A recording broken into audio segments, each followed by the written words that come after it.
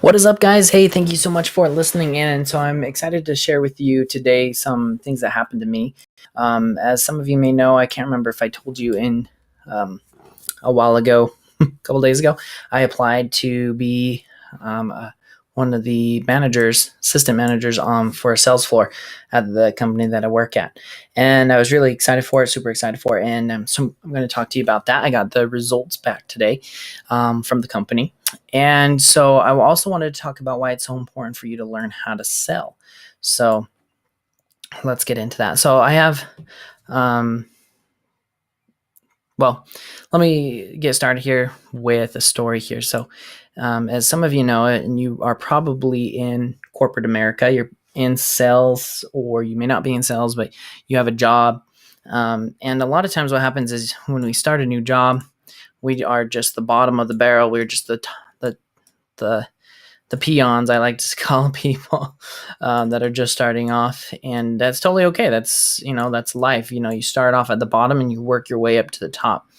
And so what I like to say is, like, the people at the bottom, they are like MBAs, for example. They just got out of college and they are getting a job, and they're doing the small errands. They have a little cubicle and they have a place to work, and they have tasks to do. And what happens is there's groups of these people. They need to be managed, and so they get a manager, and they get a team lead, or they get a supervisor. And so the supervisor goes over them. And so multiple supervisors, multiple teams, right? So maybe you have 5 people on your team, and one person is the leader or the manager over that team. And so it's interesting that those two terms, management versus being a leader. Number one, being a leader it's not so much as it's not just your title. Being a leader is actually meaning you have people that follow you and they want to follow you, rather than a manager is just someone that they're in a position of power because they have been put there, and they are a leader because they have a title, right? Management is more of just a title. And so that's really the difference. And there are managers that are leaders, but there are also leaders that are not managers. Okay. And so don't get confused with the two of those. But one way to tell if you are a leader or a manager, the goal is to eventually become a leader. How to tell if you are a leader is if you have people following you. They want to buy your stuff. They want to follow you. They want to do what you're doing. They want to talk to you. And you have like a group of people that are becoming a part or following you. Okay. And so when you're at work, this is the way it's set up. You have different teams. They're all managed by a person. And all those teams, because now you have multiple teams, they all have individual leaders. All those managers need to be led by someone, and that will be someone above them, maybe a VP, maybe an assistant, or something like that, right? So you have like the MBAs, then you have supervisors, and then you have like managers. And so you have those. Now this is not a bad thing. This is a really good thing, because a lot of times this is the way to make money. Is you just go out, trade your time for money, and you get money. It's an instant paycheck, and there's really, really low risk to this. Okay, in the immediate in the short run, I should say. But what happens is the only way for you to make more money is to move up in the company, move up in management, move up in the hierarchy of the company. But the problem is there's so many people at the bottom. It's like a pyramid, right? So you have so many people at the bottom. Not everyone's going to be able to fit into the next layer up, and then the next layer, and the next layer, and next layer, next layer, and then there's only one person on the top. And a lot of organizations are led by that. So it's not a bad structure. What is bad is the intention of the employees. Okay. And so what happens is the employees think that the only way for them to make more money is to get up to higher levels. And and they think that the only way to make more money in the world is to go up into management. And that's true if you're just looking at it from the aspect of the company, but you have to think of yourself more than just an employee. You actually are your own business. If you look at yourself as your own business, you're going to be like, hey, you know what is another way that I can get multiple streams of income? So you have the managers, you have the supervisors, you have the people over them. There's always someone above someone else, and then you have like the owner at the very top, and then the CEO and the founders, and then the board of directors, and then you have the VPs, and there's just different layers of things and people. And so over time, it can get discouraging for people because they're like, the only way that I can move up is if I get rid of this person. So I'm going to talk smack about them. I'm going to hope that they leave. I'm going to just kind of push their buttons enough so that maybe they leave.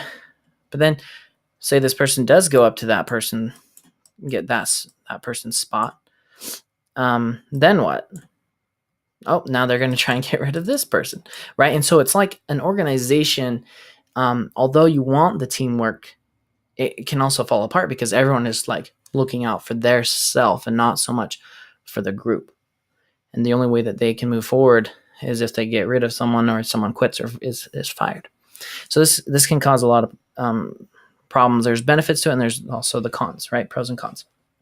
So what I always teach my clients is, if you want to keep your job as an employee, getting a salary or an hourly job, that's totally fine. I'm not telling you to go and quit your job because jobs are good. They actually help you get more money, be able to provide for your families, and be able to go out and make income, make money. It's a way to make money, so it's good. Not that all ways of making money are good, but you know what I mean. So what I tell people is what they need to do is then move over. Two options is, number one, you can keep your job as an employee, and then on the side, you can learn how to sell. This is why I'm so passionate about sales, because sales are huge. Sales are the way to not just get paid what someone else thinks you're worth, but it gives you more freedom to be able to start making more money into your life. So you up the lid, or the law of the lid, as John Maxwell will say, is you can only go up to the certain point. And what you need to do is then increase that lid. And what he talks about is like the law of the lid as far as like leadership, like you can only grow around a certain amount of people. But I would also say like the lid of like what is the lid as far as making money? If you're looking for the lid on sales, I would say is 6 figures. Okay, you go into 6 figures, you're going to be doing well. So you always want to make sure at least 2, 3, 4, 5, multiple people are making 6-figure income of wherever you go, if you want to choose sales as your main occupation. But if you don't want to choose sales as your main occupation, you can do what's called affiliate. You can become an affiliate. So an affiliate is actually someone that sells OPP, which stands for other people's products. This would include network marketing. That's what network marketing says. So you can do affiliate marketing, network marketing. You can be like, I wouldn't say an influencer. I was going to say influencer, but I wouldn't say influencers are really, they are their own product. So it's not OPP at that point. But you want to look for other people's products that you can distribute, that you can sell. Okay. So that's the first step, because it's going to give you more income, which creates more freedom into your life. Okay. After you learn how to sell, the next thing you're going to do as an extra stream of income is YP, which means you're going to learn how to make your own products, your products. This is actually what happens when you become a business. Okay. So when you become a business, you actually have your own products that you are then distributing and selling. Like, for example, the shirt that I'm wearing right now, it is a product that I have that I sell to people, and I make income off of that. So it's nice when you start selling your own products, because when you're selling other people's products, they can control the pricing. They can control how much you get paid off of each sell. They can control a lot of the limitations and everything, and how much you can sell, and it can change. right? You're not in as much control. And I want to help people get as much control of their life, as much control of their life as they can. This is why people don't like their life, so they're not in control of their life. So if you can learn how to control your life, control more of your money, control more of your emotions, control what you're going through, then you'll be more excited, you'll be happier. Okay. So less control when you're an employee, but you are able to make a little quicker money. A little bit more control because then you're able to, in sales, when you start selling some other people's products, because if you can just sell a ton, you're going to be able to sell a ton. And then you go into your business, you can start selling your own products, which means you're only limited by your knowledge of business. Okay. And then you're only limited by like the laws of the land and moral ethics at that point. And so this is the cycle that I teach my clients to go into, is because once you start getting in business, then you can create your own employees and teach them to do the same. Like, honestly, there needs to be more education as far as leadership training, educating people on sales, educating people on how to get like wealthy and how to create more freedom in their life. But the problem is everyone's just looking out for themselves, and so they don't actually want to go and lift others up. So anyway, I hope this helps you out, creating more freedom, creating more wealth, creating more control over your life. Anyway, to follow up on that job, I didn't get the job, and it kind of made me frustrated at first, because I felt like I was very qualified for the job. I have a bachelor's degree. I've been in sales for a very long time. And honestly, those things don't even matter. What it came down to is personality. And see, that's the tough thing, is like, I was very qualified for the job, but someone else made the decision. It wasn't my decision. And so we need to create more income into our lives, more opportunities that we are in control of, and less of what other people are in control of, so other people are not controlling our lives. So anyway, hopefully that helps you guys out. That's just something that I've been going through. So you guys are awesome. Remember to be great so you can love, live, liberate, and create your freedom.